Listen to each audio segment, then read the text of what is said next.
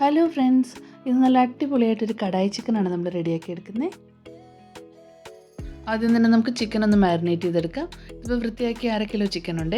അതിലേക്ക് ഒരു 1/4 ടീസ്പൂൺ മഞ്ഞൾപ്പൊടി, 2 ടീസ്പൂൺ കാശ്മീരി മുളക് പൊടി, പിന്നെ ginger garlic paste 1 teaspoon, vinegar ഒരു 1/2 ടീസ്പൂൺ ഇത്രയും നമ്മൾ ചേർത്ത് കൊടുത്തിട്ടുണ്ട്. ആവശ്യത്തിനുള്ള ഉപ്പും കൂടെ ചേർത്തൊന്ന് റെസ്റ്റ് ചെയ്യാനായിട്ട് 1/2 മണിക്കൂർ മാറ്റി വയ്ക്കാം. ആ സമയം നമുക്ക് കടായി മസാല ഒന്ന് റെഡിയാക്കി എടുക്കണം. ചൂടായ പാനിലേക്ക് ഇപ്പോൾ ഞാൻ ഒരു പിടുത്തം മുഴുവനെയുള്ള മല്ലിയാണ് ചേർത്ത് കൊടുത്തിരിക്കുന്നത്. പിന്നെ നമ്മൾ ജീരകം ഒരു 1/2 ടീസ്പൂൺ ചേർത്ത് കൊടുക്കുന്നുണ്ട്. പിന്നെ പെരിഞ്ജീരകം 1 ടീസ്പൂൺ ചേർത്ത് കൊടുക്കുന്നുണ്ട്. പിന്നെ 4 വറ്റൽമുളക്, 1 ടീസ്പൂൺ കുരുമുളക് മുഴുവനെയുള്ളതും കൂടെ ചേർത്ത് ചെറിയ തീയിൽ വെച്ചിട്ട് നന്നായിട്ടൊന്ന് ഫ്രൈ ചെയ്തെടുക്കണം. എന്നിട്ട് ഒന്ന് റെസ്റ്റ് ചെയ്യാനായിട്ട് നമുക്ക് മാറ്റി വയ്ക്കാം. പിന്നെ നമ്മൾ ഇപ്പോൾ പാൻ ചൂടായപ്പോൾ അതിലേക്ക് നെയ്യാണ് ചേർത്ത് കൊടുത്തിരിക്കുന്നത്. നെയ്യിൻ്റെ ടേസ്റ്റ് ഇഷ്ടമില്ല എന്നുള്ളവർക്ക് ഏതെങ്കിലും ഓയിൽ ഉപയോഗിക്കാം കേട്ടോ. അതിലേക്ക് പട്ട, ഏലക്ക, ഗ്രാമ്പൂ, പിന്നെ വറ്റൽമുളക്, കുരുമുളക് ഇതെല്ലാം നമ്മൾ ചേർത്ത് കൊടുത്തിട്ടുണ്ട്. അതൊന്ന് പച്ചമണം മാറുന്നത് വരെ ചെറിയ തീയിൽ വെച്ച് വഴട്ടിയെടുക്കണേ. ഒരു മീഡിയം സൈസുള്ള സവാള നമ്മളിപ്പോൾ ഇതിലേക്ക് ചെറുതായിട്ട് അരിഞ്ഞ് ചേർത്ത് കൊടുക്കുന്നുണ്ട്.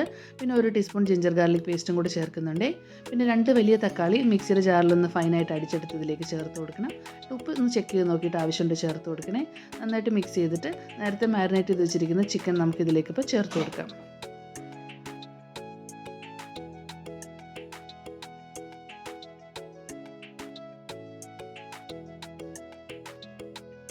ഇതിലേക്ക് നമുക്ക് മസാലപ്പൊടികൾ ചേർത്ത് കൊടുക്കാം. 1 ടീസ്പൂൺ മുളക് പൊടി, 1/2 ടീസ്പൂൺ കുരുമുളക് പൊടി, 1 ടീസ്പൂൺ മല്ലിപ്പൊടി, 1/4 ടീസ്പൂൺ മഞ്ഞൾപ്പൊടി ഇത്രയും ചേർത്ത് നന്നായിട്ടൊന്ന് മിക്സ് ചെയ്ത് കൊടുക്കണം. അപ്പോൾ ഇതിൽ ഗ്രേവിയൊക്കെ നോക്കുക, തക്കാളിയുടെ ഗ്രേവിയൊക്കെ നല്ലോണം വറ്റി വന്നിട്ടുണ്ട്. ഇനി നമുക്ക് വേവിച്ചെടുക്കാനായിട്ട് 1 ഗ്ലാസ് വെള്ളം ഇതിലേക്ക് ചേർത്ത് കൊടുക്കണം. അത് നല്ല ചൂടുള്ള വെള്ളം വേണം ചേർത്ത് കൊടുക്കാനായിട്ട്.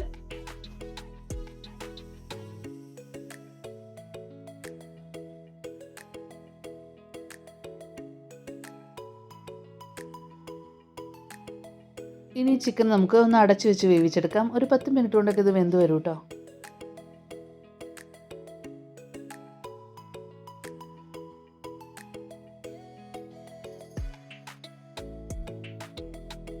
ഇനി നമുക്കിതിലേക്ക് ചേർത്ത് കൊടുക്കേണ്ടത് നീളത്തിൽ അരിഞ്ഞിട്ടുള്ള ഒരു 4 ഇതൾ വെളുത്തുള്ളി, ഒരു ചെറിയ കഷ്ണം ഇഞ്ചി, പിന്നെ ഒരു ക്യാപ്സിക്കം, ഒരു വലിയ സവാള, അത് ക്യൂബ് പോലെ അരിഞ്ഞിട്ടാണ് നമ്മൾ ചേർത്ത് കൊടുക്കുന്നത്.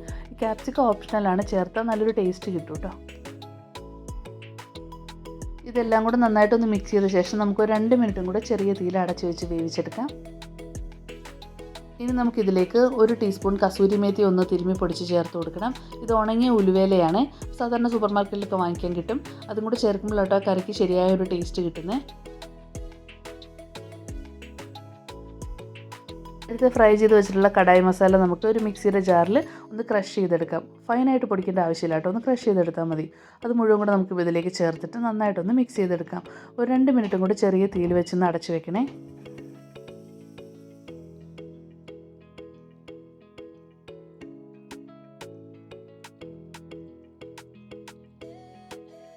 ഈ കടായി ചിക്കൻ ഒരു സെമി ഗ്രേവി അല്ലെങ്കിൽ ഇച്ചിരി ഡ്രൈ ആയിട്ടിരിക്കുന്നതായിരിക്കും കേട്ടോ കുറച്ചുകൂടെ നല്ലതാവുന്നത്. അപ്പോൾ നിങ്ങൾക്ക് ഇനി കുറച്ച് ഗ്രേവി വേണമെന്നുണ്ടെങ്കിൽ ചൂടുവെള്ളം ഒഴിച്ച് നിങ്ങൾക്ക് ഗ്രേവി ആക്കാം.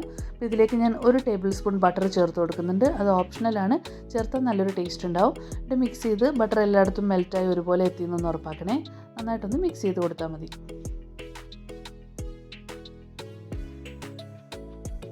അങ്ങനെ നല്ല അടിപൊളി ടേസ്റ്റുള്ള കടായി ചിക്കൻ നമ്മളിവിടെ റെഡിയാക്കി എടുത്തിരിക്കുകയാണ്. ഇതിപ്പോൾ ചപ്പാത്തിയുടെയോ പൊറോട്ടയുടെയോ നാനിൻ്റെ ഒക്കെ കൂടെ നല്ല സൂപ്പറായിരിക്കും. അപ്പോൾ നിങ്ങളെല്ലാവരും ട്രൈ ചെയ്ത് നോക്കണം. അതുപോലെ നമ്മുടെ ചാനൽ സബ്സ്ക്രൈബ് ചെയ്യാൻ മറക്കല്ലേ. Thank you.